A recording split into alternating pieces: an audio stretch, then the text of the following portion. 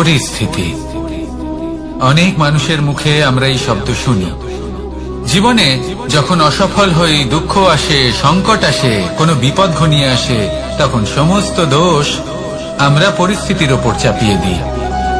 আর দেখতে গেলে কোথাও না কোথাও ঠিকই করি। এই পরিস্থিতি প্রত্যেক দিনের মতো পাল্টাতে থাকে, কিন্তু এই দিন, এই রাত, এমন কেউ আছেন যিনি এর ওপরেও নিয়ন্ত্রণ সাধন করেন, আর তিনি হলেন সূর্য। ঠিক সেই রকমই আমাদের জীবনেও সূর্য হলো এই মন। যদি এই মনের উপর আমরা নিয়ন্ত্রণ করতে পারি, তাহলে আমরা জীবনকেও নিয়ন্ত্রণ করতে পারবো। প্রথমে এই মনের রাজা হয়ে উঠতে হবে। তাই মনে রাখবেন, যদি মন দুর্বল হয়, তাহলে পরিস্থিতি আমাদের সমস্যা বলে মনে হবে। এই মন যদি স্থির হয়, পরিস্থিতি প্রতিস্পর্ধা বলে মনে হবে। আর এই মন যদি শক্তিশালী হয়ে ওঠে, তাহলে যে কোনো পরিস্থিতি আপনার কাছে একটা সুযোগ মাত্র, এমন এক সুযোগ যাতে অগ্রসর হয়ে আপনি মহান হয়ে উঠতে পারেন। এই মনের শক্তির বৃদ্ধি ঘটান, মহান হয়ে উঠুন, আর আমার সাথে ভালোবেসে বলুন, রাধা রাধা। খুব সুন্দর একটা কাহিনী আছে। একবার এক ব্যক্তি নিজের অসফলতার জন্য ত্রস্ত হয়ে সময় দেবতার তপস্যা করতে বসলেন। উনি তপস্যা করলেন এবং সময় দেবতা প্রসন্ন হলেন, মানুষের রূপ ধারণ করে ওনার সামনে প্রকট হলেন।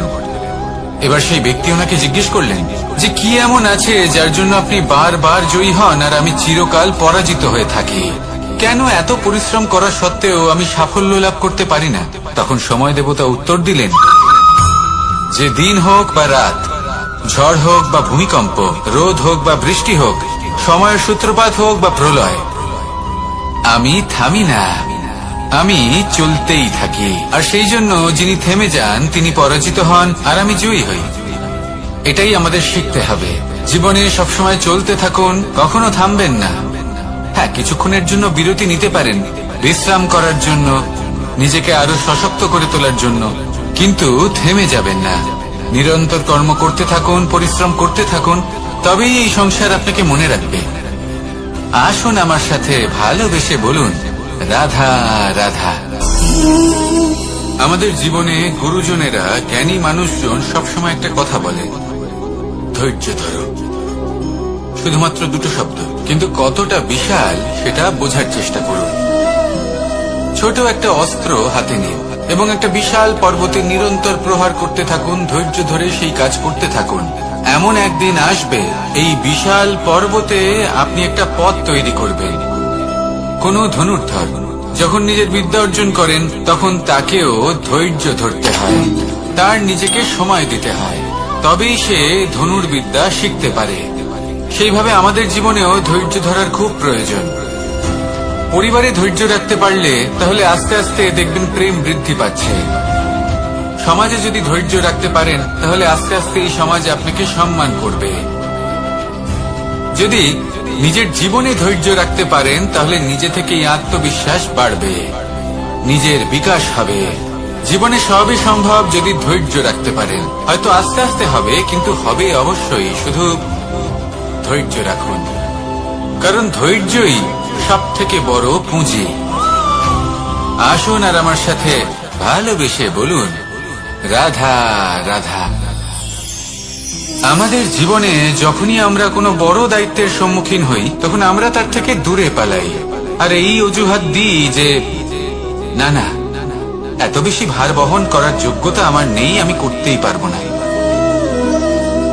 দেখুন, এই সংসারে ভিন্ন ভিন্ন ধরনের গাছ আছে, ছোট গাছ, বড় গাছ, কিন্তু বট গাছের মতো বড় এবং নিবিড় গাছ আর একটাও নেই। সে নিঃস্বার্থভাবে এই সংসারকে সেবা করে যায়, ছায়া প্রদান করে, শীতলতা প্রদান করে। আর যখন এমন সময় আসে যখন তার ওপর বোঝা অত্যন্ত বেড়ে যায়, সে কিন্তু কোনোভাবেই ভেঙে পড়ে না। তখন সে নিজের নিঃস্বার্থ কর্মের ফল লাভ করে, সেই নিঃস্বার্থ কর্ম যা সে করেছে। তার দেহ থেকে ছোট ছোট ঝুড়ি বার হয় এবং তা কাণ্ডের আকার ধারণ করে।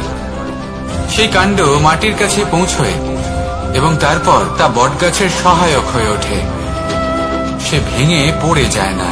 এইভাবে আপনিও জীবনে নিঃস্বার্থভাবে সবার সেবা করুন, ভালোবাসুন, সবাইকে সাহায্য করুন।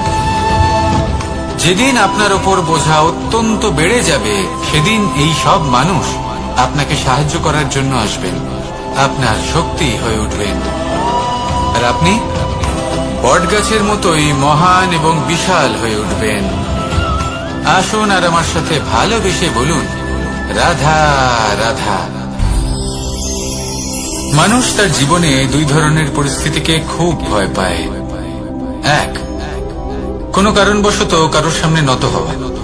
দুই, কোনো কারণে নিজের চরিত্র থেকে, নিজের মূল্যবোধ থেকে বিচ্যুত হওয়া। এবার কেন হয় এরকম যে কথায় কথায় কারোর সামনে নত হতে হয়? কেন বারংবার নিজের চরিত্র থেকে চ্যুত হতে হয়? এরকম কেন হয়? এটা তখনই হয় যখন আমাদের শিক্ষা এবং মূল্যবোধের অভাব থাকে। যদি মানুষের মধ্যে প্রকৃত শিক্ষা থাকে, তাহলে এই সংসারে কোনো সময় এবং কারোর সামনেই নত হওয়ার কোনো প্রয়োজন নেই। যদি মানুষের মধ্যে মূল্যবোধ থাকে, তাহলে তাকে নিজের মূল্যবোধ বা চরিত্র থেকে বিচ্যুত হতে হয় না, তা সে যাই হয়ে যাক না কেন। কোন বালককে যদি জন্ম থেকেই সুশিক্ষার অধিকারী করা হয়, শিক্ষিত করা হয়, মূল্যবোধের অধিকারী করা হয়, তবে সে এই সংসারে এমন কর্ম করবে যাতে সে নিজেকে, নিজের পরিবারকে, সমগ্র সমাজকে গর্বিত করতে পারে। শিক্ষা লাভ করুন, মূল্যবোধ লাভ করুন এবং আমার সাথে ভালোবেসে বলুন, রাধা রাধা। আমাদের সকলের জীবনে একটা লক্ষ্য থাকে যেটা আমরা লাভ করতে চাই। ঠিক যেন একটা প্রতিস্পর্ধা বিদ্যমান যে কে সব থেকে আগে নিজের লক্ষ্যে পৌঁছতে পারবে। আর সেই জন্য আমরা সকলেই খুব তাড়াতাড়ি এগোতে চেষ্টা করি, বড় এবং দীর্ঘ পদক্ষেপ ফেলি যাতে তাড়াতাড়ি নিজের লক্ষ্যে পৌঁছতে পারি। কিন্তু এক অত্যন্ত গুরুত্বপূর্ণ বিষয় আছে, সবসময় লক্ষ্য সামনে থাকবে না, কখনো কখনো তা খুঁজতে হয়। এই যাত্রা খুব কঠিন হতে পারে, আর ঠিক এই কারণেই সবসময় দ্রুত গতিতে চলা বা তাড়াতাড়ি পথে চলা সেটা আবশ্যক নয়। তার থেকেও বেশি গুরুত্বপূর্ণ হলো ভেবেচিন্তে তারপর পথ চলা। যদি ভেবেচিন্তে পদক্ষেপ ফেলেন, চলতে পারেন, তাহলে সেটাই সর্বশ্রেষ্ঠ পদক্ষেপ। কখন কোন দিকে যেতে হবে, কখন কোথায় দিক পাল্টানো যাবে না, কখন গতি বেশি রাখতে হবে, কখন কম, কখন থামবো, কখন চলবো, এই সব কিছুর বিষয়ে জ্ঞান অত্যন্ত গুরুত্বপূর্ণ এবং ভেবে চিন্তে চলতেই হবে। সেই জন্য শুধু তীব্র গতিতে সামনে এগোলে চলবে না, ভাবনা চিন্তা করে এগোতে হবে। আসুন আমার সাথে ভালোবেসে বলুন, রাধা রাধা। কখনো কোনো প্রজাপতিকে উড়তে দেখেছেন?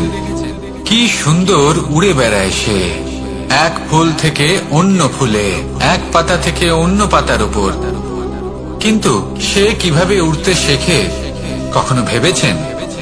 জন্ম থেকেই কিন্তু প্রজাপতির ডানা থাকে না, ও কিন্তু ছোট্ট একটা ডিমের আকারে জন্ম লাভ করে।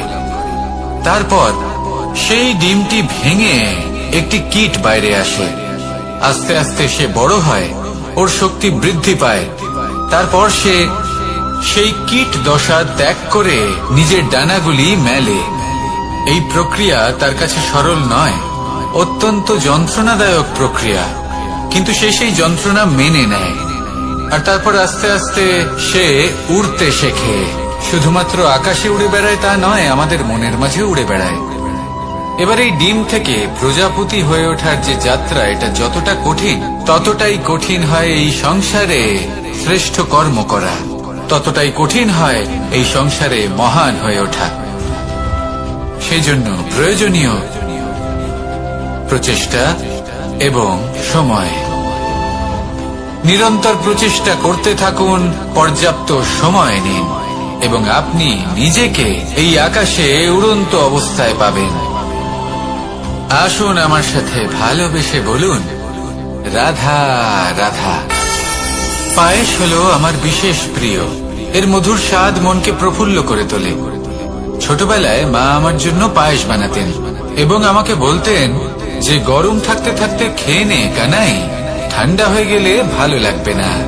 কিন্তু আমিও দুষ্টু ছিলাম, ঠান্ডা হওয়া পর্যন্ত অপেক্ষা করতাম, আর ঠান্ডা হয়ে যাওয়ার পরে মার কাছে যেতাম আর ওনাকে বলতাম যে মা, পায়েস তো ঠান্ডা হয়ে গেছে, এটা গরম করে দিন। তখন মা হাসতেন আর বলতেন যে পায়েস না হয় আমি আবার গরম করে দেব কানাই, কিন্তু এর মধুর স্বাদ, সেই মিষ্টত্ব, সেই সুবাস, সেটা আবার ফিরে আসবে না। কথাটা সত্যি, আর এই সত্যটাই আমাদেরও জীবনের সত্য। আমাদের জীবনের মধুর সম্পর্কগুলি, এতে যখন কটুভাব প্রবেশ করে তখন সেই মিষ্টত্ব ফিরিয়ে আনা প্রায় অসম্ভব ব্যাপার হয়ে যায়। আপনি চেষ্টা করে সেই সম্পর্ক ঠিক করতেই পারবেন, তার জন্য অগাধ পরিশ্রম করতে হবে, কিন্তু আবার সেই মিষ্টত্ব কখনো ফিরে আসবে না। সেই জন্য আপনার জীবনের যে মধুর সম্পর্ক আছে, যতটা সম্ভব চেষ্টা করুন তাতে মিষ্টত্ব বজায় রাখতে। কটুভাব আসতে দেবেন না। আসুন আর আমার সাথে মধুর স্বরে বলুন, রাধা রাধা। শব্দ, শব্দ আসলে কি? শুধুই কয়েকটি অক্ষরের সমষ্টি, নাকি আমাদের বাণী? এই শব্দ এমন এক শক্তি যা কাউকেই নিজের বশবর্তী করে ফেলতে পারে। শব্দ এমন এক অস্ত্র যা কাউকে ক্ষত বিক্ষত করে দিতে পারে। এই শব্দ হলো একটি নাদ স্বরূপ, যা কোনো ঘুমন্ত ব্যক্তিকেও জাগিয়ে তুলতে পারে এবং নিজের লক্ষ্যের দিকে অগ্রসর করতে পারে। শব্দে এত শক্তি আছে যে কারোর মনে এতটা আঘাত দিতে পারে যে সে হয়তো জীবনে আর কখনো এগোতেই পারল না। তাহলে এই শব্দের প্রয়োগ খুব ভেবে চিন্তে করবেন। এবং এই শব্দের মতোই হলো নীরবতা। অনেক সময় এই নীরবতা আমাদের সহায়ক হয়ে ওঠে, অনেক সময় এটা আমাদের অনুশোচনাকে অনেক বেশি বাড়িয়ে তুলতে পারে। ভীষ্ম পিতামহ, অঙ্গরাজ কর্ণ, যখন দ্রৌপদীর বস্ত্রহরণ হচ্ছিল তখন এনারা নীরব ছিলেন। দুর্যোধনের বিরোধিতা করেননি, ওকে বাধা দেননি। আর তারপর কি হলো সেটা আপনারা সকলে জানেন। দেখতে গেলে নীরবতা চুপ করে থাকা, কিন্তু যদি কোনো দুষ্টের সামনে চুপ করে থাকেন, যদি তার বিরোধিতা না করতে পারেন, তাহলে এই নীরবতাই অনেক বড় পাপের আকার ধারণ করে। মনে রাখবেন আর আমার সাথে ভালোবেসে বলবেন, রাধা রাধা। আভূষণ, কার না ভালো লাগে এই আভূষণ? আমরা পরিশ্রম করি, ধন অর্জন করি আর আভূষণ কিনে থাকি, কখনো নিজের জন্য, কখনো বা তাদের জন্য যাকে আমরা ভালোবাসি, বা তাদের জন্য যাকে আমরা সম্মান করি। হয়তো সেই জন্যই সীতা চূড়ামণি ধারণ করেছিলেন এবং আমি সামন্তকমণি। কিন্তু এটাই কি সেই প্রকৃত আভূষণ যা আপনার মূল্য বৃদ্ধি করে? না। শ্রীরামের আভূষণ হলো ওনার নম্র ভদ্র ব্যবহার। মাতা সীতার আভূষণ হলো ওনার সততা, ওনার নিষ্ঠা, ওনার ত্যাগ। অর্জুনের আভূষণ ছিল ওনার একাগ্রতা। রাধার আভূষণ ওনার প্রেম। এই আভূষণ কোথাও নেই, আপনার মনে আছে। যদি আপনার মনে মিষ্টতা থাকে, তা শান্ত হয়, তাতে সততা থাকে, নিষ্ঠা থাকে এবং প্রেম থাকে, তাহলে আপনার অন্য আর কোনো আভূষণের কোনো প্রয়োজন নেই। আপনি যতই ভিড়ের মাঝে থাকুন, আপনার ঔজ্জ্বল্য চোখে পড়বে। আসুন আর আমার সাথে ভালোবেসে বলুন, রাধা রাধা। এই সংসারের সব থেকে বড় সত্যি হলো জন্ম এবং মৃত্যু, কিন্তু আরো বড় একটা সত্য আছে, মিত্র এবং শত্রু, যা আমাদের সকলের জীবনে থাকে। মিত্র সে যে আমাদের সঙ্গ দেয় এবং সংসারের সব থেকে উঁচু শিখরে আমাদের নিয়ে যায়, এবং শত্রু সে যে যে কোনো মুহূর্তে যে কোনো শিখর থেকে আমাদের নিচে ফেলে দিতে পারে। এবার বিচিত্র ব্যাপার হলো এটাই যে আমরা নিজেরাই এদের সাথে নিয়ে চলি, নিজেরাই এদের পালন করি। তা কি করে? প্রথমে বুঝুন এই মিত্র এবং শত্রু কারা। আপনার নিজের মন, আর কেউ নয়। এই মনই হলো মিত্র। যখন তাতে ভারসাম্য বজায় থাকে, তা নিয়ন্ত্রিত থাকে, তা পবিত্র হয়। কিন্তু যদি এই মন অনিয়ন্ত্রিত হয়ে পড়ে, যদি আপনাকে সে নিয়ন্ত্রণ করতে শুরু করে, তখন সেই আপনার সবথেকে বড় শত্রু হয়। সেই জন্য এই মনের ওপর নিয়ন্ত্রণ রাখতে শিখুন, এতে ভারসাম্য বজায় রাখতে শিখুন। তাহলে আপনি এমন এক বন্ধুকে পাবেন যে আপনাকে এই সংসারের শিখরে পৌঁছে দেবে। আসুন আমার সাথে ভালোবেসে বলুন, রাধা রাধা। ঈশ্বর আসলে কে? সংসারের বেশিরভাগ মানুষের কাছে ঈশ্বর হলেন এই সংসারের রচয়িতা, পালনকর্তা। কারোর কাছে উনি জ্ঞাতা, কারোর কাছে উনি হলেন আস্থার প্রতীক, আবার কারোর জন্য শুধুমাত্র অন্ধবিশ্বাস। কিন্তু এই ঈশ্বর কি কোনো শরীর, নাকি একটা বোধ, নাকি শুধুই শ্রদ্ধা? ঈশ্বর হলেন তিনি যিনি হলেন আপনার ইষ্ট।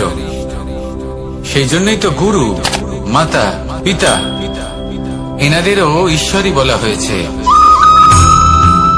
যাদেরকে আমরা ঈশ্বর বলে মনে করি, যারা আমাদের ইষ্ট, তারা আমাদের একটি পথ দেখান, একটি দিকে চালিত করেন। সেই পথে চলে আপনি শুভ কর্ম করতে পারেন। আর যখন কোনো ব্যক্তি তার ঈশ্বরের আদেশ পালন করেন, তখন সে নিজে থেকেই শুভ পথে অগ্রসর হয়ে যান। বেশ কয়েকজন মানুষ ঈশ্বরের উপর আস্থা রাখেন এবং ভাবেন যে অনুচিত কোনো কাজ করা উচিত নয়, ঈশ্বর দেখছেন। ওনারা ভয় পান যে কোনো অনুচিত কর্ম করলে কে জানে তার পরিণাম কি হবে। এমন অনেক ব্যক্তি রয়েছেন যারা ঈশ্বরকে বিশ্বাস করেন এবং জানেন যে ঈশ্বর তাদেরকে দেখছেন। তাই যে যে শুভ কর্ম ওনারা করেছেন তার ফল তারা অবশ্যই পাবেন। এবার আপনি ভয় পেয়ে ঈশ্বরকে বিশ্বাস করবেন, নাকি বিশ্বাসের দ্বারা ঈশ্বরকে বিশ্বাস করবেন, সেই সিদ্ধান্ত আপনারই। কিন্তু হ্যাঁ, যদি আপনার মনে ঈশ্বরের জন্য কোনো স্থান থাকে, যদি আপনার কোনো ইষ্ট থাকেন, যদি আপনি কাউকে ঈশ্বর মনে করেন, যার প্রত্যেক আদেশ আপনি পালন করে থাকেন, তাহলে বলি ঈশ্বর কখনো আপনাকে অনুচিত পথে চালিত করবেন না। আসুন আমার সাথে ভালোবেসে বলুন, রাধা রাধা। এই সংসারে ভিন্ন ভিন্ন ধরনের গাছ আছে, অসংখ্য ধরনের প্রজাতি আছে। কিছু গাছ পাতা দিয়ে থাকে, কিছু ফুল, কিছু ফল। কেউ ছায়া প্রদান করে, কেউ শীতলতা প্রদান করে, কেউ নিজেকে খুব কষ্ট দিয়ে এই সংসারের বিকাশে সহায়ক হয়ে ওঠে। কিন্তু এই সবার মধ্যে একটা বিষয় কিন্তু সমান, এরা প্রত্যেকেই পাতা ছাড়া, ফুল ছাড়া, ফল ছাড়া জীবিত থাকতেই পারে, কিন্তু কোনো বৃক্ষই শিকড় ছাড়া বেঁচে থাকতেই পারে না। এটাই হলো রাধা। ঠিক সেইভাবেই আমাদের জীবনে শক্তি হোক, ধন হোক বা সাফল্য হোক, আমাদের বা আমাদের পরিবারের প্রসন্নতাই হোক, এই সবকিছুর আধার হলো, সবকিছুর মূল হলো পরিশ্রম। তাই জীবনে চিরকাল পরিশ্রম করতে থাকুন। যদি আপনি জীবনে মহান হবার পথে অগ্রসর হতে চান, তাহলে পরিশ্রম করুন। এই পরিশ্রম দ্বারাই নিজের পরিবারকে প্রসন্ন করুন, নিজের বন্ধুদের প্রসন্ন করুন, এই সমাজকে গর্বিত করুন। আসুন আমার সাথে ভালোবেসে বলুন, রাধা রাধা। এই সংসারের সব থেকে বড় রোগ কোনটা? কেউ বলবে মানসিক রোগ, কেউ বলবে সেই রোগ যা সর্পদংশনের ফলে হয়ে থাকে। এই সংসারে ভিন্ন ভিন্ন ধরনের রোগ আছে এবং তার সাথে ভিন্ন ভিন্ন ধরনের যন্ত্রণাও রয়েছে। এমন একটা রোগ আছে যা চোখে দেখা যায় না, যা আপনার শরীরে কোনো দাগ রেখে যায় না, কিন্তু আপনার আত্মাকে পর্যন্ত ক্ষত বিক্ষত করে, অসুস্থ করে তোলে, বিনাশ করে দেয় আপনাকে এবং তার সাথে আপনার আত্মাকে। এই অসুখের নাম হলো লালসা। লালসা, যে কর্ম সাধন করেছেন তার থেকে বেশি ফল লাভ করার আশা।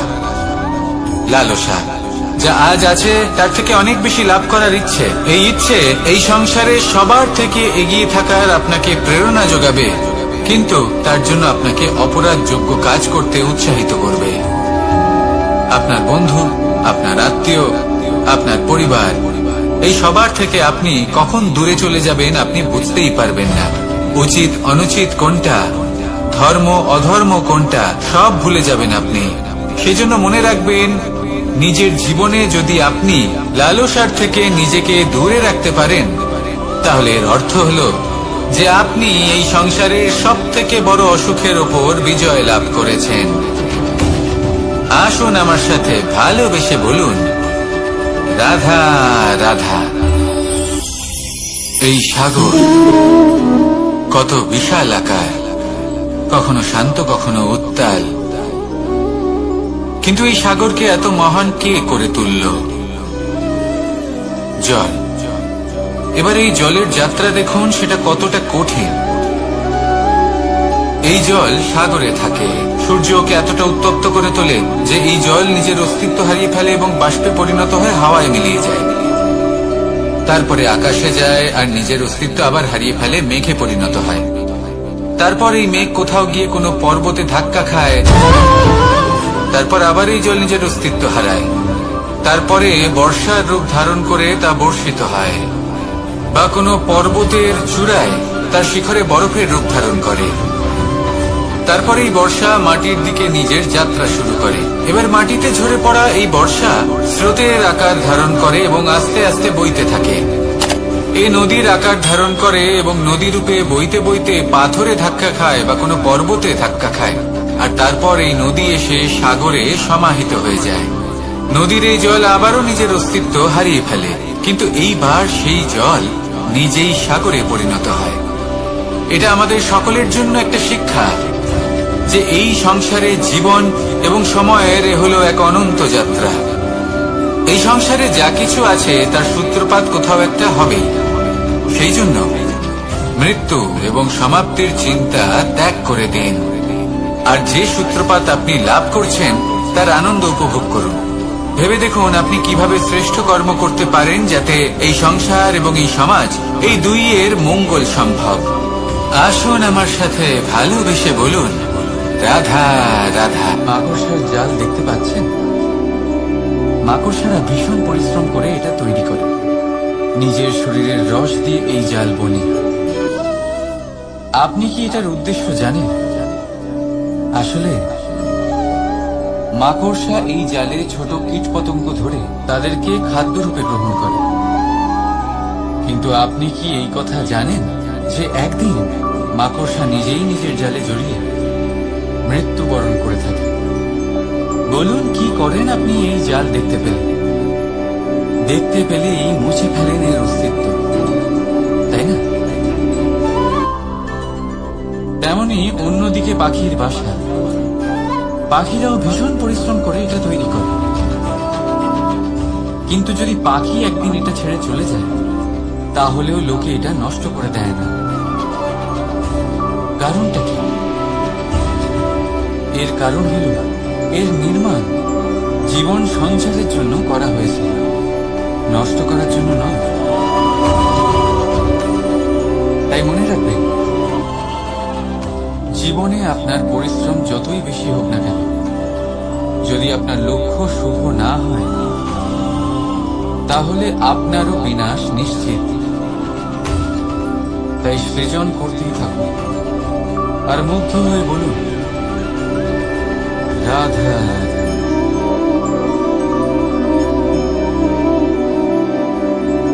আপনার কি মনে হয় আমি কি করছি? আপনি বলবেন আমি প্রদীপ জ্বালাচ্ছি। সঠিক, কিন্তু প্রশ্ন হচ্ছে যে আমি কি আপনাকে বলেছি যে একে প্রদীপ বলা হয়? না। এই প্রদীপ কি নিজেই নিজের পরিচয় আপনাকে দিয়েছে? না। তাহলে আপনি কি করে জানলেন যে একে প্রদীপ বলা হয়? উত্তর হচ্ছে, করবে যে লোকে আপনাকে প্রদীপ ভেবে ভালোবাসবে, নাকি সাপ ভেবে ভীত হয়ে থাকবে। রাধা রাধা। সময় কত বিচিত্র হয়। সময় আমাদের পক্ষে থাকলে আমরা নিজেদের রাজা মনে করি, আর সেই সময় যদি বিপক্ষে চলে যায়, তাহলে নিঃস্ব হতে সময় লাগে না। তাই মানুষের একটা অভ্যেস আছে, খারাপ সময়ের জন্য কিছু সঞ্চয় করা। আত্মীয়, বন্ধু খারাপ সময়ে পাশ থেকে সরে যায়। যশ, মান প্রতিকূল সময় চিরস্থায়ী হয় না। তাই মানুষ মনে করে অর্থ সঞ্চয় করাই শ্রেয়। অর্থের কোনো হৃদয় নেই যা সময়ের সাথে পরিবর্তিত হবে। সংসার বলে সর্বদা অর্থ সঞ্চয় করতে থাকুন, খারাপ সময়ে অবশ্যই কাজে লাগবে। কিন্তু আমি বলবো শুভ কর্ম করতে থাকুন, আনন্দে থাকুন, নিজের ওপর আর ঈশ্বরের ওপরে বিশ্বাস রাখুন। খারাপ সময় কখনো আসবেই না। রাধা রাধা। প্রকৃতি মানুষকে এক বিশেষ শক্তি দিয়েছে, অন্য জীবের থেকে বেশি শক্তি দিয়েছে। স্মরণ শক্তি। এই শক্তি মানুষকে অন্য জীবের থেকে ভিন্ন করে, ইতিহাস রচনা করার প্রেরণা দেয়, জ্ঞানকে বংশানুক্রমে এগিয়েও নিয়ে যায়। আর যারা ভুলে যান, অধিকাংশ সময় তারা উপহাস আর দয়ার পাত্র হয়ে যান। কিন্তু এটাই কি প্রকৃত রূপে সত্য? না। এই স্মরণ শক্তি মানুষের বিকাশের সব থেকে বড় বাধা হয়ে দাঁড়ায়, তার মনকে দূষিত করে দেয়। খারাপ অভিজ্ঞতা, কারোর করা বিশ্বাসঘাতকতা, কারোর কটাক্ষ বেশিরভাগ মানুষই ভুলতে পারেন না। রাধা রাধা। মানুষ নিজের পরিবারের জন্য কত কিছুই না করে, দিন রাত পরিশ্রম করতে থাকে যাতে তার পরিবারের প্রয়োজন পূরণের জন্য অর্থ রোজগার করতে পারে। কিন্তু শুধু অর্থ রোজগার করাটাই কি যথেষ্ট? আপনি বলবেন হ্যাঁ, নিশ্চয়ই। অর্থ দিয়ে সবকিছু পাওয়া যায়, বিদ্যা পাওয়া যায়, বাড়ি পাওয়া যায়, ওষুধ পাওয়া যায়, আর কত কিছুই না পাওয়া যায়। এইসব একটা পর্যায় পর্যন্ত সঠিক, কিন্তু একটু মন দিয়ে ভেবে দেখুন, যখন কোনো শিশু অসুস্থ হয়ে পড়ে তখন সে ওই তিক্ত ওষুধ কেন খেয়ে নেয়? এই জন্য কারণ ওর পিতা সেই ওষুধ অর্থ দিয়ে কিনেছে? না, বরং এই জন্য কারণ তার পিতা যে তার সামনে দাঁড়িয়ে, তার উপরে তার বিশ্বাস আছে। বিশ্বাস আছে যে উনি তার কিচ্ছু হতে দেবেন না। এই বিশ্বাস, এই সংস্কার, এই শিক্ষা কখনো অর্থ দিয়ে পাওয়া যায় না। এটা পাওয়া যায় সেই সময় থেকে যা মাতা পিতা তাদের সন্তানের সাথে কাটিয়েছে। তাই জীবনে অর্থ অবশ্যই উপার্জন করুন, কিন্তু নিজের পরিবারকেও সময় দিন, আনন্দ পাবে। রাধা রাধা। বিরোধিতা এমন এক শব্দ যা শুনে আমরা সবাই ভয় পেতে থাকি। যদি কেউ আমাদের বিরোধিতা করে তা আমাদের সহ্য হয় না। আমরাও কারোর বিরোধিতা করে কোনো শত্রুতা করতে চাই না। এই ধরনের ভাবনা আমাদের মনে আসতেই থাকে। কিন্তু বিরোধিতা, এই শব্দ আপনার শান্তির জন্য, আপনার সুখের জন্য কতটা গুরুত্বপূর্ণ তা আপনারা জানেন না। তাই যদি কাল এসে কেউ আপনার বিরোধিতা করে, তখন সবার আগে নিজেকে যাচাই করুন। আপনি কি ভুল করেছেন? আপনার দোষ কি? নিজের মধ্যে কি ত্রুটি আছে সেটা বোঝার চেষ্টা করুন, নিজেকে সংশোধন করার চেষ্টা করুন, তারপর দেখুন বিরোধিতার এই আগুন আপনাকে স্বর্ণ থেকে কুন্দন বানিয়ে তুলবে। বলা হয় এই সংসারে খারাপ বেড়েই চলেছে, কিন্তু তার কারণ এ নয় যে খারাপ মানুষ বেড়ে চলেছে। তার কারণ হলো যে ভালো মানুষ, যাদের ভালো চিন্তা, ভালো বিচারধারা আছে, তারা খারাপের বিরোধিতা করতে পারে। যদি আপনার সম্মুখে কোনো খারাপ কর্ম হয়, তাহলে তার বিরোধিতা করতে সংকোচ করবেন না, কারণ বিরোধিতার এই আগুন মন্দকে পিছুপা হতে অবশ্যই বাধ্য করে। রাধা রাধা। জীবনে আপনি এরকম মানুষও দেখবেন যারা এটা বলে, ভাবে, নিজেকেও বলে যে উনি সেই এমন ব্যক্তি যার মতো আমি হতে চাই। ঠিক আছে, কারোর থেকে প্রেরণা নেওয়াটা কোনো ভুল নয়, কিন্তু কখনো কখনো এই প্রেরণা গুরুত্বহীন হয়ে যায় আর আমরা শুরু করে দিই সেই ব্যক্তিকে নকল করতে। এখানেই থেমে যায় আমাদের উন্নতি। এবারে দেখুন, সংসারে শত কোটি রঙের ফুল আছে, কিন্তু তারা কখনো একে অপরকে নকল করে না। সময়কে ব্যবহার করুন নিজের অস্তিত্ব নির্মাণ করার জন্য, কারণ কারোর ছায়া হওয়ার থেকে ভালো আপনি কারোর জন্য প্রেরণা হয়ে উঠুন। রাধা রাধা। আমরা সকলে পাথুরে রাস্তা এড়িয়ে চলি, কারণ এই পথের পাথর আমাদের যাত্রা আরো কঠিন করে তোলে, আমাদের পা আহত করে দেয়। কিন্তু একটা গুরুত্বপূর্ণ কথা আমরা ভুলেই যাই, এই কঠিন পথে না শুধু আমাদেরকে নিজেদের দুর্বলতার সাথে পরিচয় করায়, বরং আমাদের শক্ত হওয়ার প্রেরণাও দিতে থাকে। সময়ের সাথে ঠিক এমনটাই হতে থাকে। সবাই ভালো সময়ের অপেক্ষা করতে থাকে, ভালো সময়ের জন্য পরিশ্রম করেন, তার জন্যই চিন্তা করেন, কিন্তু ভুলে যান যে ভালো সময় বহুবার আমাদের বিবেক নষ্ট করে দেয়। সেখানেই খারাপ সময় আমাদের বুদ্ধিকে সঠিক পথে চালিত করে। রাধা রাধা। ঘোড়াকে যতই প্রশিক্ষণ প্রদান করুন, তার মুখে লাগাম তো পরাতেই হবে। একজন ভালো চালক সেই ঘোড়ার লাগাম মাঝে মাঝে টেনে ধরে, তাকে সঠিক পথে চালিত করতে, যাতে সেই ঘোড়া দিকভ্রান্ত না হয়। এবার একটু ভাবুন, ঠিক এরকমই হয় আমাদের মন।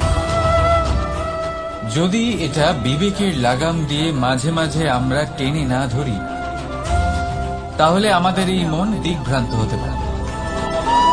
আর যদি আপনি আপনার লক্ষ্যে পৌঁছতে চান, তখন মনের এই লাগাম মাঝে মাঝে আপনাকে অবশ্যই টেনে ধরতে হবে, কারণ বিবেকের এই পথ প্রদর্শনই আপনাকে ভালোভাবে আপনার লক্ষ্যে পৌঁছে দেবে। মনে রাখবেন আর আমার সাথে ভালোবেসে বলবেন, রাধা রাধা। আপনি কখনো জাঁতা কল দেখেছেন?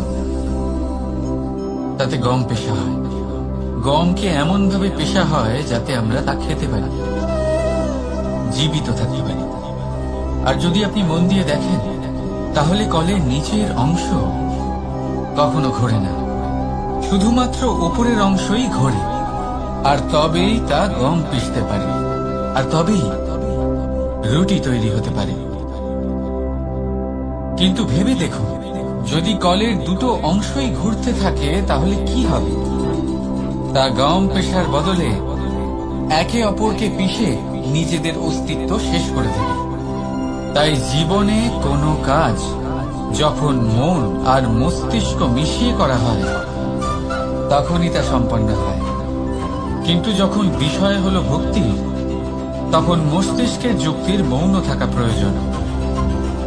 আর যখন বিষয় হলো কর্ম আর ন্যায়, তখন মনের আবেগের মৌন থাকা প্রয়োজন। মানুষের জীবনে সবসময় কিছু না কিছু ঘটে চলেছে। কখনো ভালো কিছু ঘটে, আবার কখনো দুর্ঘটনা ঘটে। এবার যখনই কোনো দুর্ঘটনা ঘটে, মানুষ ঈশ্বরের কাছে প্রার্থনা করে যে, হে ঈশ্বর, আমাকে রক্ষা করুন, এই বিপদ থেকে আমাকে উদ্ধার করুন। বা সে সেই সমস্ত দোষ চাপিয়ে দেয় নিজের প্রারব্ধ, নিজের ভাগ্যের ওপর। কিন্তু যদি আপনি গভীরভাবে ভাবেন, তাহলে প্রত্যেক দুর্ঘটনা, বাধা এবং বিপদ আপনার জীবনে শুধু একটাই উদ্দেশ্য নিয়ে আসে, আপনাকে আরো যোগ্য করে তোলার জন্য। যদি আপনাদের একটা উদাহরণ দিই, বর্ষার ঋতুতে যখন প্রচন্ড মাত্রায় বৃষ্টি পড়ে, ছাদ থেকে জল পড়তে থাকে, তখন আপনি নিশ্চিত করে নেন, স্থির করে নেন যে এবার আমি এই ছাদকে নতুন করে বানিয়ে তুলব, আরো শক্তিশালী বানিয়ে তুলব, আরো দৃঢ় বানাবো। আপনার জীবনে যখন কোনো অসুখ করে, তারপর আপনি জীবনে আরো সাবধানী হয়ে যান, আরো সতর্ক হয়ে যান, স্থির করে নেন যে এটা যেন দ্বিতীয়বার না হয়, ঠিক কিনা? এই বিপদ, এই দুর্ঘটনা, এই সংকট, এগুলো জীবনে আসবে আপনাকে আরো শ্রেষ্ঠ করে তোলার জন্য। এবার এটা আপনার ওপর। আপনি একে ভাগ্যের পরিহাস বলে মনে করবেন, নাকি ঈশ্বরের সংকেত মনে করবেন, যিনি আপনাকে আরো শ্রেষ্ঠ করে তুলতে চান? সিদ্ধান্ত আপনারই। আসুন আর আমার সাথে ভালোবেসে বলুন, রাধা রাধা। এই সংসারে যখনই দুজন মানুষ একত্রিত হয়ে কোনো সমস্যার বিষয়ে আলোচনা করেন, তখন হয় সবার শেষে কোনো না কোনো সমাধান বের করেন বা কোনো না কোনো বিবাদ করেন। এই বিবাদ হলো মনুষ্য জীবনের সব থেকে বড় ঝামেলা, সব থেকে বড় সমস্যা। ভেবে দেখুন, এই বিবাদ কেন হয়? তখনই হয় যখন বার্তালাপ ঠিকমতো হয় না। আর বার্তালাপ ঠিকমতো কেন হয় না? কারণ বেশিরভাগ সময় মানুষ একটাই ভুল করে বসে। সামনের মানুষের কথা শোনেন, কিন্তু তার উত্তর দেবার জন্য, তার কথার মর্ম বোঝার জন্য নয়। কিন্তু যেদিন থেকে, যে মুহূর্ত থেকে আপনি এটা শিখতে শুরু করে দেবেন যে আমি অপরের কথা শুনব, কিন্তু সেটা বোঝার জন্য, তাকে উল্টে জবাব দেবার জন্য নয়, সেদিন থেকেই বিবাদের সমাপ্তি ঘটবে আর বার্তালাপ স্পষ্ট হয়ে যাবে। দেখুন, হয় সামনের মানুষের কথা বুঝতে শিখুন, বা নিজের বক্তব্য ভালোভাবে সামনের মানুষটাকে বুঝিয়ে বলুন। বার্তালাপ নাকি বিবাদ, আপনি কোনটা চান? সিদ্ধান্ত আপনার। আসুন আর আমার সাথে ভালোবেসে বলুন, রাধা রাধা।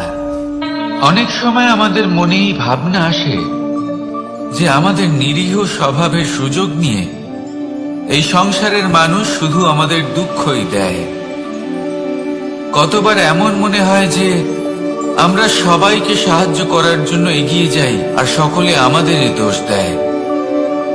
অনেক সময় এমন মনে হয় যে আমরা শুধুই সৎকর্ম করি, সকলের ভালো চাই, কিন্তু সকলে আমাদেরই বিষয়ে খারাপ কথা বলতে থাকে। দুঃখ হয়, কিন্তু আমাদের এটা ভেবে দেখা উচিত যে মানুষ আম গাছের গায়ে পাথর ছোড়ে, শাল গাছের গায়ে পাথর কেন ছোড়ে না? কারণ এই আম গাছে পাওয়া যায় মিষ্টি এবং সুস্বাদু ফল। অন্যদিকে শাল গাছ থেকে আমরা কি পাই? শুধুই কাঠ। তাই যদি আপনাকে কেউ কথা শোনায়, আপনাকে কোনো কিছুতে বাধ্য করার চেষ্টা করে, আপনার বিষয়ে অনুচিত কথা বলে, তাহলে নিশ্চয়ই আপনার মধ্যে এমন বিশেষ কিছু আছে যা তাদের মধ্যে নেই। নিজের মধ্যে আত্মবিশ্বাস বাড়িয়ে তুলুন, ধন্যাত্মক ভাব আনুন, সৎকর্ম করতে থাকুন। কোনো কটুতা এই মনে প্রবেশ করতে দেবেন না। এই মন সুপ্রসন্ন হয়ে বলবে, রাধা রাধা। এ হলো এক আম গাছ,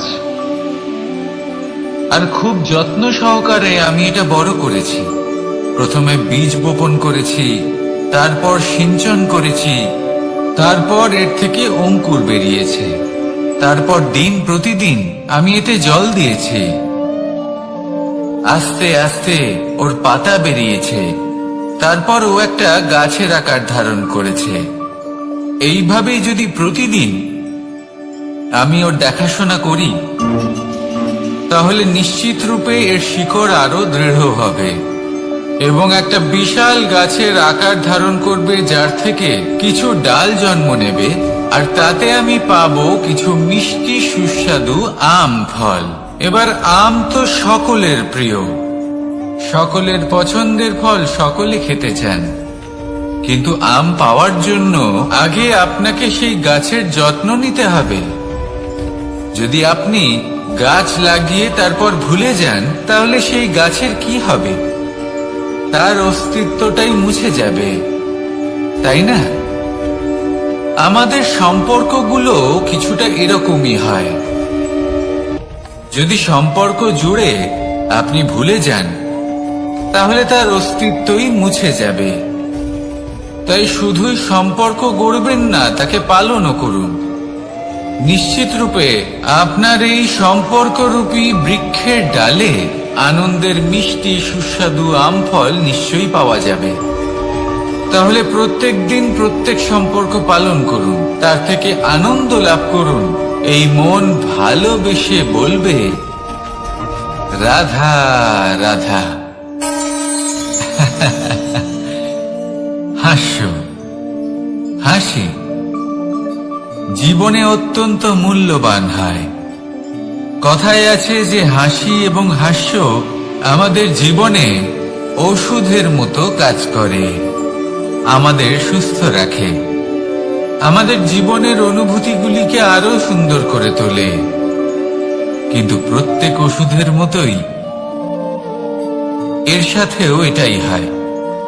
প্রত্যেক ওষুধ সঠিক সময়, সঠিক মাত্রায়, সঠিকভাবে গ্রহণ করতে হয়।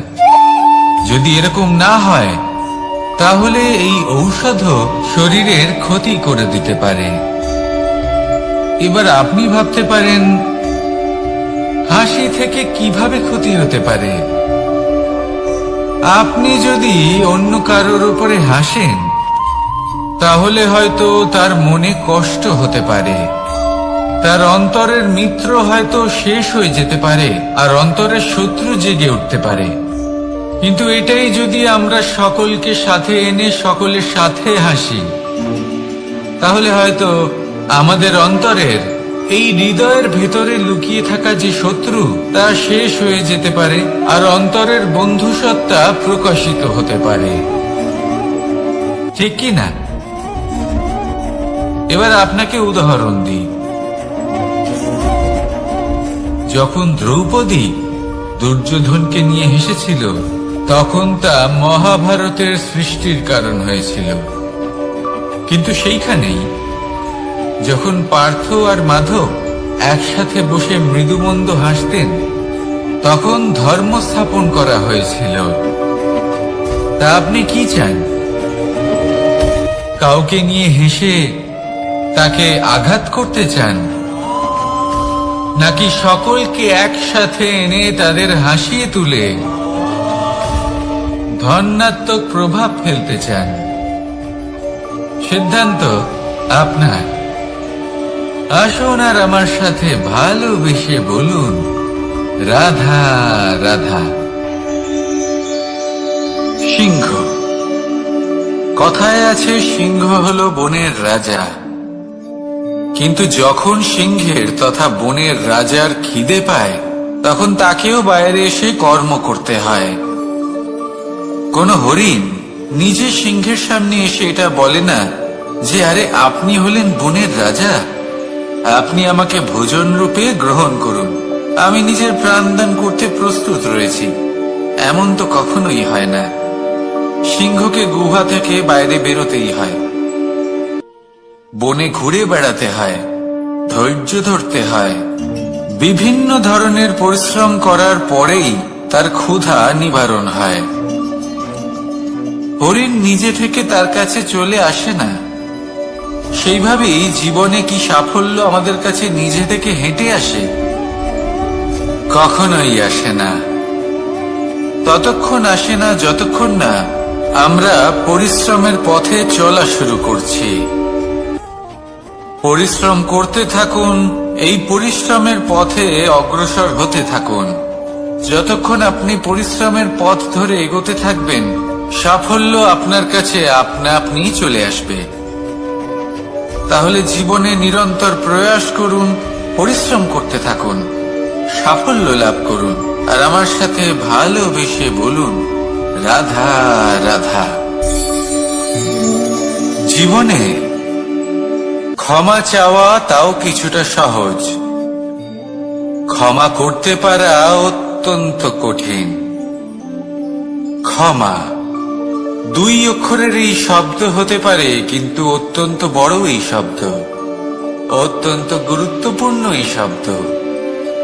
কখনো কখনো অন্য কাউকে ক্ষমা করে দেওয়া তাও কিছুটা সহজ কাজ, কিন্তু নিজেকে ক্ষমা করতে পারা অত্যন্ত কঠিন হয়ে দাঁড়ায়। অতীতে যদি আমাদের এমন কোনো ভুল হয় যে কারণে আমরা নিজেকে ক্ষমা করতে পারি না, অনেক সময় এমন কিছু ভুল করে বসি যে বিষয় শুধু আমরাই জানি, কিন্তু আমরা নিজেকে ক্ষমাই করতে পারি না, আর আমাদের বিকাশ সেখানে স্তব্ধ হয়ে যায়। কারণ যদি আপনি ক্ষমা করতে না শেখেন, নিজেকে ক্ষমা যদি না করতে পারেন, তাহলে তা আপনার জীবনের সবথেকে বড় বাধা হয়ে দাঁড়াবে। সেই জন্য জীবনে অবশ্যই শিখুন যে কিভাবে নিজেকে ক্ষমা করতে হয়, আর শিখুন যে আগের করা ভুল আবার কি করে না করা যেতে পারে। এই মন হালকা হবে আর প্রসন্ন হয়ে বলবে, রাধা রাধা। আপনি কখনো কোনো সরোবরের দিকে তাকান, যার জল হলো শান্ত, স্থির। আপনি স্পষ্ট দেখতে পাবেন সেই সরোবরের তলদেশে কি রয়েছে। তাতে সাঁতরে বেড়াচ্ছে সুন্দর মাছ, চকচকে কিছু পাথর, স্বর্ণরূপী বালি, সবই আপনি দেখতে পাবেন। কিন্তু যখনই আপনি একটা ছোট্ট পাথর তুলে সেই জলে ছুঁড়ে ফেলবেন, তখন সেই জল বিচলিত হবে, আর সেই স্পষ্টতা ন্যূনতম হয়ে যাবে। তারপর কিছুই স্পষ্টভাবে দেখা যাবে না। এই ঘটনা মানুষের সাথেও ঘটে। মানুষ যদি বিচলিত হয়ে পড়ে, তখন সে বুঝতে পারে না যে বর্তমানে কি হয়ে চলেছে আর ভবিষ্যতে কি করা উচিত। কিন্তু সেই মানুষ যদি শান্ত থাকেন, স্থির থাকেন, ধন্যাত্মক থাকেন, তাহলে নিশ্চিত রূপেই বুঝতে পারবেন যে বর্তমানে কি করতে হবে আর ভবিষ্যতে কি করতে হবে। তাই নিজের মধ্যে সেই স্থিরতা আনুন, সেই ধৈর্য ধরুন, নিজেকে শান্ত রাখুন, আর সবার মধ্যে ভালোবাসা ছড়িয়ে দিন। এই মন প্রসন্ন হয়ে বলবে, রাধা রাধা। সম্পর্ক এ হলো এক বন্ধন যা আমাদের এক সূত্রে বেঁধে রাখে। কিন্তু এমন কিছু ব্যক্তি থাকেন যারা এই সম্পর্কের বিষয়ে নিজস্ব একটা ধারণা করে ফেলেন, যে সম্পর্ক এরকম হওয়া উচিত, সম্পর্ক সেরকম হওয়া উচিত। আমি এই সম্পর্কের জন্য কত কিছু করেছি এই ব্যাখ্যা করতে থাকেন, আর তার বদলে অনেক কিছু প্রত্যাশাও করেন। কিন্তু সত্য হলো এটাই যে সব সম্পর্ক একরকমের হয় না, কিন্তু প্রত্যেক সম্পর্কের একটা বিশেষত্ব থাকে। যেমন চোখ আর নাকের এই সম্পর্ককেই দেখুন। চোখের সব থেকে কাছে কে আছে? নাক আছে। কিন্তু এই চোখ দিয়ে এই নাককে আমরা দেখতেই পাই না। তবে কি ধরে নেব এই সম্পর্কের কোনো মূল্য নেই? এমনও নয়। ঠিক এইভাবেই যদি কোনো ব্যক্তি তার আবেগ আপনার কাছে ব্যক্ত করতে না পারেন, বা প্রকট করতে না পারেন, বা আপনাকে বোঝাতে না পারেন, তাহলে তার মানে এটা নয় যে তার সাথে আপনার সম্পর্কের তিক্ততা রয়েছে। এমনটা কখনোই নয়। শুধু চোখ আর নাকের এই সম্পর্কের মতোই হলো আমাদের জীবনে আমাদের আপনজনের সাথে সম্পর্ক। যদি কারোর ব্যবহার আপনার প্রতি অনুচিত হয়, বা যদি কেউ অনুপস্থিত থেকে থাকে, বা কেউ যদি আপনাকে বুঝতে না পারেন, তাহলে তার অর্থ এটা নয় যে আপনি সেই সম্পর্ক ভেঙে ফেলবেন। বুঝুন, আপনার জীবনে তার গুরুত্ব কোথায় আর তার জীবনে আপনার। সম্পর্ক গড়ে তুলুন, তাকে পালন করতে শিখুন, একসাথে মিলে চলুন। এই মন সুপ্রসন্ন হয়ে বলবে, রাধা রাধা। প্রারম্ভ শূন্যের দ্বারা হয়ে থাকে, তা সে ব্রহ্মাণ্ডই হোক, পৃথিবী হোক, আদি ইত্যাদি হোক। সবাই নিজের অস্তিত্ব শূন্য থেকে লাভ করে। এই শূন্য যার নিজের কোনো অস্তিত্ব নেই, কিন্তু সে সকলকে অস্তিত্ব দান করে থাকে। আমাদের এই শূন্যের মতো হতে হবে। যে আমাদের সাথে যুক্ত হবে তাদের অস্তিত্ব অনেক বেশি প্রখর হবে, বিশাল হবে, শ্রেষ্ঠ হবে। কিন্তু যেই আমরা তাদের থেকে দূরে যাব, তারা আমাদের উপস্থিতির আভাস পাবে, আমাদের গুরুত্ব বুঝতে পারবে। শূন্যই হলো সূত্রপাত, শূন্যই হলো সমাপ্তি। শূন্যকে কেউ যতই ছোট মনে করুক, কিন্তু এই শূন্য অত্যন্ত গুরুত্বপূর্ণ। তাই এই শূন্যের মতো হয়ে উঠুন আর আমার সাথে ভালোবেসে বলুন, রাধা রাধা। সাগরের ঢেউ সমুদ্র তটে ধাক্কা খেয়ে, পাথরের সাথে ধাক্কা খেয়ে তার আকার বদলে দিতে পারে। বিভিন্ন আকারের পাথরে এদের ঘষে ঘষে গোলাকার বানিয়ে দিতে পারে, কিন্তু এই সাগরের ঢেউ এদের নিজেদের আকার কখনো বদলায় না। কিন্তু এমন কেন? কারণ এরা বিচ্ছিন্ন হয়েও আবার একত্রিত হতে জানে। অর্থাৎ যখন এরা বিচ্ছিন্ন হয় তখন মতভেদ অবশ্যই, কিন্তু আবার একত্রিত হওয়া হলো এদের একতার প্রতীক। দেখুন, ঝগড়াঝাটি, তর্ক বিতর্ক, মতভেদ এগুলো জীবনের অভিন্ন অঙ্গ, কিন্তু এদের কখনো মনে প্রবেশ করতে দেবেন না। যদি মনে প্রবেশ করেও ফেলে, তাদের মনে ঘর করতে দেবেন না, এদের বের করে ফেলুন। এই ঝগড়াঝাটি, তর্ক বিতর্ক, মতভেদ এদের সারা জীবন সাথে নিয়ে চলবেন না। যদি একসাথে নিয়ে চলতে চান, তাহলে সকলকে একসাথে নিয়ে চলুন, ঢেউয়ের মতো। একতায় বিশ্বাস রাখুন। একসাথে মিলে যদি এগোতে থাকেন, তাহলে অনেক দূর পৌঁছবেন, নয়তো শুধু দূরের কথা ভেবেই যাবেন। কি চান সেই সিদ্ধান্ত আপনারই। আসুন আর আমার সাথে ভালোবেসে বলুন, রাধা রাধা। এই সাগর হলো বিশাল। কথায় আছে যে জীবনের উৎপত্তি সাগর থেকেই হয়েছে। কথাটা ঠিকও। এই সাগরই আমাদের ভিন্ন ভিন্ন ধরনের বনস্পতি প্রদান করেন, মণি এবং মুক্ত প্রদান করেন। আমরা কতটা তুচ্ছ সেই বিষয়ে আমাদের উপলব্ধি ঘটান, আমাদের প্রেরণা প্রদান করেন, যাতে আমরাও সাগরের মতো বিশাল হয়ে উঠতে পারি। এই সাগরের অনেকগুলো গুণ আছে যা আমরা শিখতে পারি। আজ আমি কথা বলবো একটা বিশেষ গুণের বিষয়ে। বেশিরভাগ মানুষ মালিন্য, নোংরা পদার্থ, নোংরা বস্তু, অপদ্রব্য এই সাগরে ভাসিয়ে দেন। কিন্তু সাগর এই পদার্থ নিজের মধ্যে একত্রিত করে রাখেন না, এই সব নিজের ভেতর থেকে বাইরে বের করে দেন। এ হলো অত্যন্ত শ্রেষ্ঠ একটা গুণ।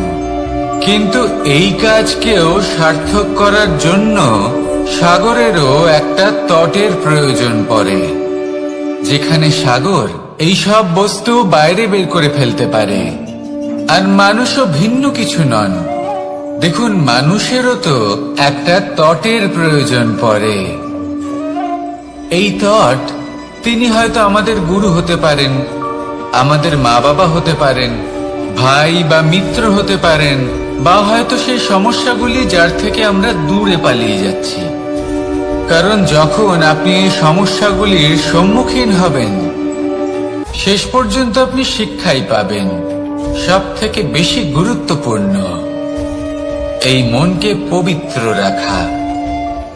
আর তার জন্য একটাই উপায় আছে, এই মন তার মন্থন করা। যদি এই মনের মন্থন করেন তাহলে পূর্ণরূপে পবিত্র হবেন। আর এই মন, আপনি তো জানেনই, প্রসন্ন হয়ে বলবে রাধা রাধা। নেকড়ে, নেকড়ের বিষয়ে আমরা সকলে জানি।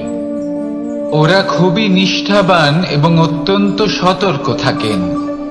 ছোট ছোট মূর্খতা করে বসেন। এনারা হাড় চিবোতে খুব ভালোবাসেন, কিন্তু চিবোতে চিবোতে এদের মাড়ি ছড়ে যায়। সেখান থেকে রক্তপাত হতে থাকে। সেই রক্ত ওনারা পান করেন, আর ওনাদের মনে হয় এই রক্ত হাড় থেকেই পাচ্ছেন। ওনারা ভাবেন যে এই হাড় চিবিয়ে আমরা আনন্দ লাভ করছি, কিন্তু আসল সত্য হলো এটাই যে ওনারা নিজেদেরই ক্ষতি করছেন। আমরা মানুষ, আমাদের সাথেও এমনটাই হয়। কখনো কখনো ভুলবশত আমরা এমন কোনো কাজ করি, আর আমাদের মনে হয় যে আমরা বাইরে থেকে আনন্দ লাভ করছি, কিন্তু সত্য হলো এটাই যে আমরা শুধুই ক্ষতিগ্রস্ত হচ্ছি।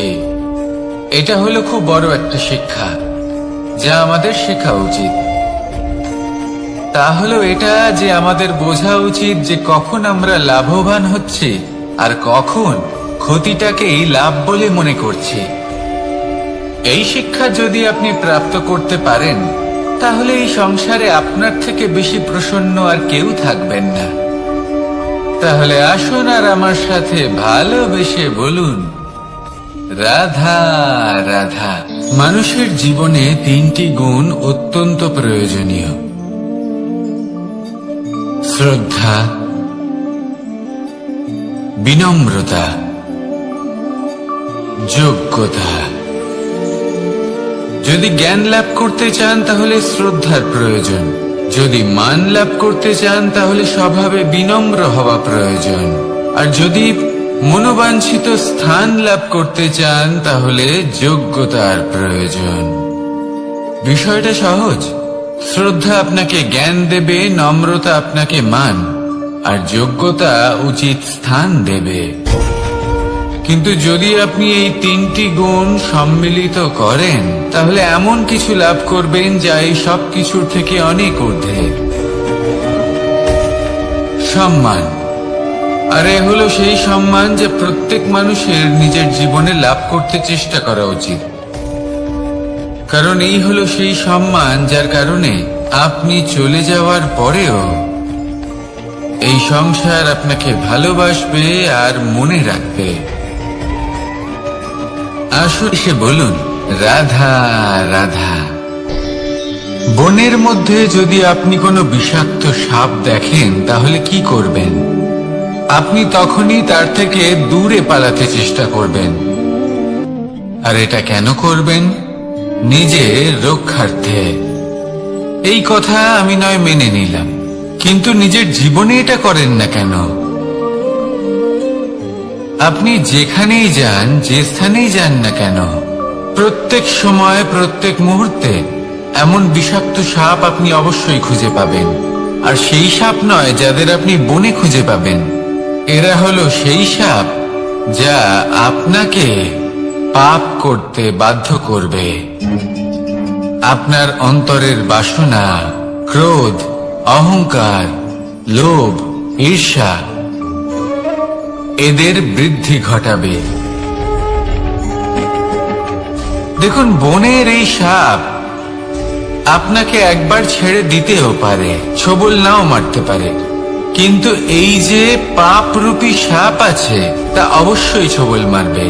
কর্ম যদি করেন তাহলে অবশ্যই ফল পাবেন। সেই জন্য যখনই কোথাও যাবেন, যদি এমন কাউকে দেখেন, যদি এমন কিছু দেখেন যা আপনাকে পাপ করতে বাধ্য করছে, তাহলে সেই মুহূর্তে সেখান থেকে পালিয়ে যান। যেমন বনের সাপ দেখে আপনি পালাতে থাকেন। সৎকর্মের রক্ষা অত্যন্ত আবশ্যক।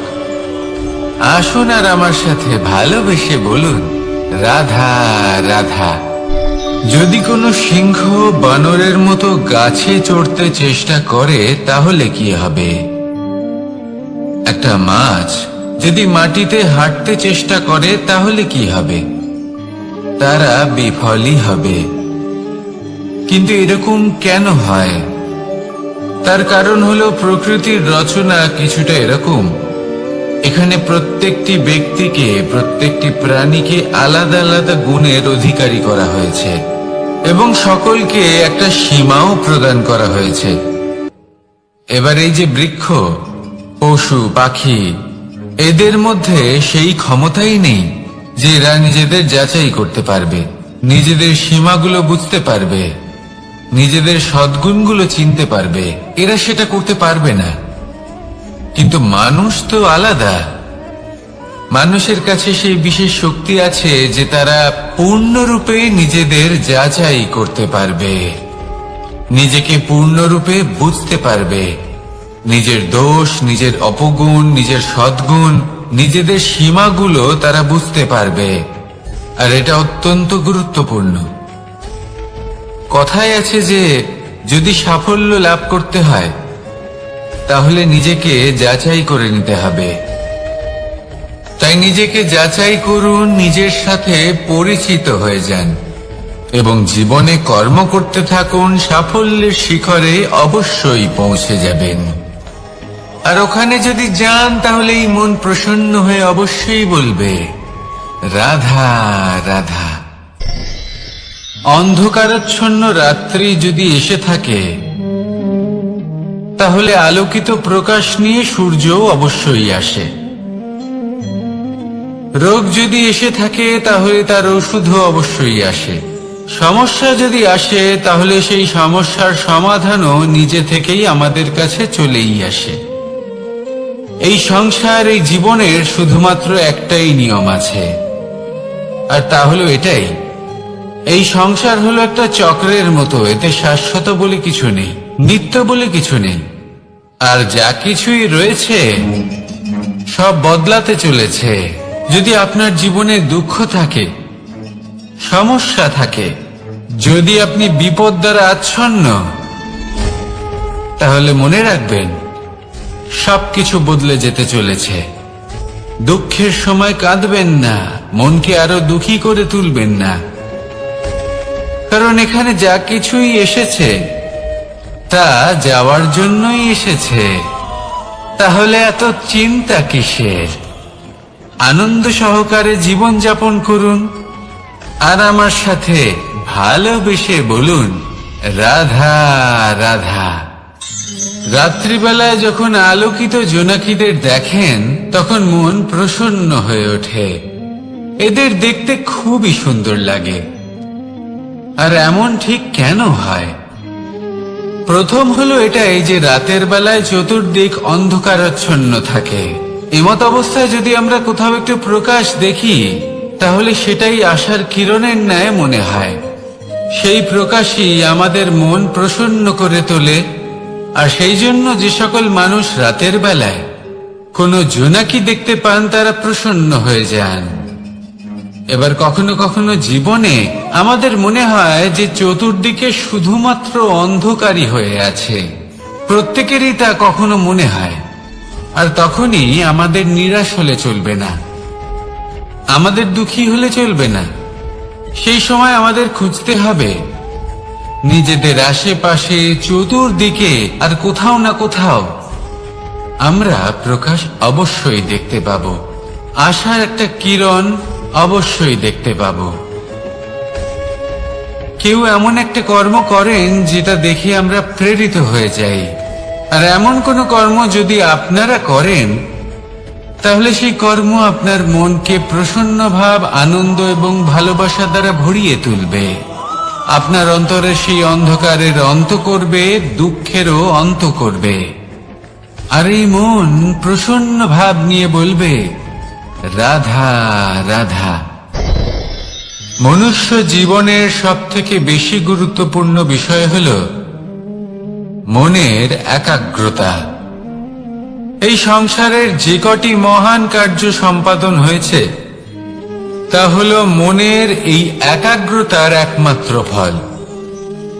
আপনি অবশ্যই দেখে থাকবেন, অনেক ছোট বড় নদী যা বয়ে চলে তাদের সামনে একটা বাঁধ নির্মাণ করা হয় সেই সব নদীর জল সঞ্চয় করতে।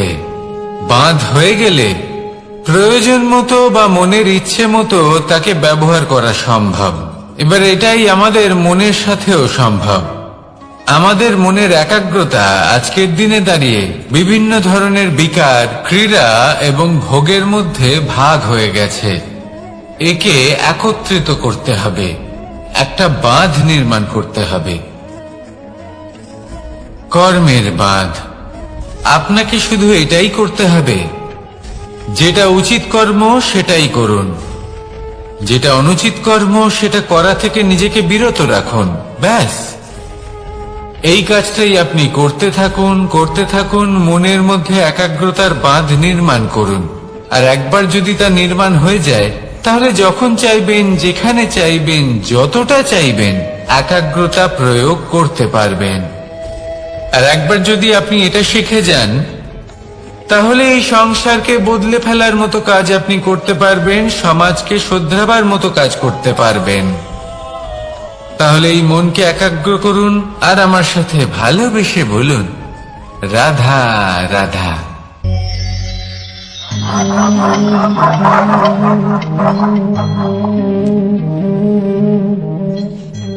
কোন ব্যক্তিকে নিশ্চয়ই দেখেছেন যিনি নিজে কাঠ কাটার এই কাজে নিপুণ এবং অভিজ্ঞ। এবার আপনারা দেখবেন যে তার মনোযোগ সমস্ত কাঠের ওপর থাকে না, তার মনোযোগ থাকে শুধুমাত্র একটা কাঠের ছোট্ট একটি অংশের ওপর, যেখান থেকে তার টুকরো করা হচ্ছে। কিন্তু সেটা উনি কেন করেন? যদি এটা উনি না করেন তাহলে সেই কাঠ সঠিক পদ্ধতি এবং তাড়াতাড়ি কাটা যাবে না। জীবনেও তাই হয়ে থাকে। আপনি হয়তো কোনো লক্ষ্য স্থির করেছেন বা পথ নির্বাচন করেছেন বা কাজ স্থির করেছেন যেটা আপনি করেই ছাড়বেন। তাহলে নিজের সম্পূর্ণ মনোযোগ শুধুমাত্র তার উপর কেন্দ্রীভূত করুন। যদি আপনার মন এদিক ওদিক তাকাতে থাকে, অস্থির হয়ে পড়ে, বিচলিত হয়ে পড়ে, যদি তা হয়ে থাকে তাহলে আপনি অবশ্যই অসফল হবেন। তাই কর্মঠ থাকুন, নিরন্তর কর্ম করতে থাকুন এবং পূর্ণ মনোযোগ দিয়ে নিজের কাজ করুন। নিজের পথে অগ্রসর হন বা নিজের লক্ষ্য প্রাপ্ত করতে চেষ্টা করুন। তারপর দেখুন কি হয়, কিভাবে উচিত পথে এবং তীব্র গতিতে আপনার লক্ষ্য আপনার কাছেই পৌঁছে যায়। আর আপনার এই মন প্রসন্ন হয়ে বলে, রাধা রাধা। কখনো কোনো নদীকে দেখেছেন? একই আকার, একই স্থান, শুধু প্রবাহিত হতে থাকে। এর মধ্যে কখনো কোনো অপদ্রব্য ফেলে দেখুন, দেখবেন সেটা বেশিক্ষণ সেখানে থাকে না।